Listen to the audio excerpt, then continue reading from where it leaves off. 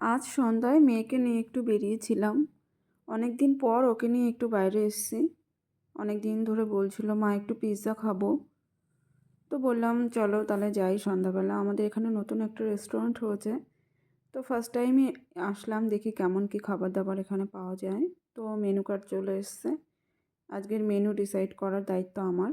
তো আমি একটু দেখছি কী কী আছে এখানে। তো অর্ডার করা হয়েছিল ওর জন্য একটা চিকেন পিৎজা। আর আমি একটা রোল বলেছিলাম, এটা ছিল এগ আর চিকেন রোল।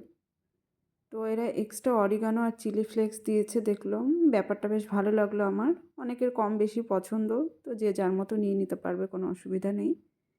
পিৎজাটা বেশ ভালো ছিল, মোটামুটি মিডিয়াম সাইজের। আর চিকেনও প্রচুর পরিমাণে ছিল। তো এটাকে ওরা কাট করেই দিয়েছিল। চিজটা একটু দেখুন, খুব ভালো, প্রচুর পরিমাণে চিজ দিয়েছিল। খেতেও বেশ ভালো টেস্টি ছিল। আর এটা ছিল চিকেন রোল। ভেতরে স্টাফিং দেখুন প্রচুর। এত বড় রোল খাওয়া খুব কষ্টকর ব্যাপার।